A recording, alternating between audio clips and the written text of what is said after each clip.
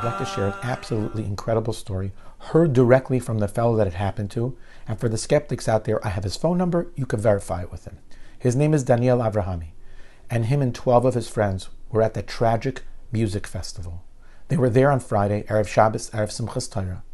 And all of a sudden, his conscience starts nagging at him. You see, Yom Kippur, just a few weeks earlier, in a moment of inspiration, he had accepted upon himself to keep Shabbos until after Simchas Torah. He knew he wouldn't be keeping Shabbos if he was at the festival. So he turns to his chevra of 12 and he says to them, guys, I'm keeping Shabbos this week. We can't stay here.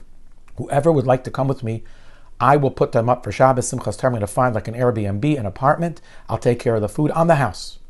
Whoever wants to come. 7 of the chevra said, hey, let's do it. Let's go with you.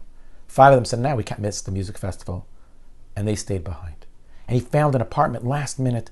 He arranged the food. They showed up a half hour before Shkia, a half hour before sunset. They had a beautiful Simchas Torah evening. They went to shul. They danced. They had a geshmaka time. They had a wonderful time. That night, he goes to sleep. As he's sleeping, he has a dream. A friend of his, Yitzchak ben Yosef from Yerushalayim, that had drowned in the Kinneret at the age of 17, comes to him and says to him, I want you to know something. That your Shmira Shabbos, your Shabbos observance, along with your friends, has made a tremendous noise in heaven.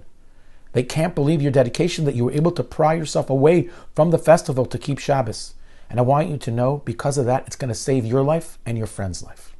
He wakes up in cold sweat. He has no idea what the dream means. He actually wakes up the next morning and there's sounds of rockets, but there's always rockets. And then a few hours later, when he heard about the tragic massacre at the music festival, he realized that his life had been saved. From his 5 friends that stayed behind, unfortunately, he went to 3 of their funerals, and 2 of them, sadly, have been kidnapped to Gaza. He kept the Shabbos, and the Shabbos kept him. It goes without saying that him and his 7 chavra are still keeping Shabbos, because they realized the shmira of Shabbos, the security of Shabbos. And we all need to upgrade our Shabbos on some level, so we can merit that the shmira of Shabbos, our observance of Shabbos, will ensure that Shabbos will keep us secure.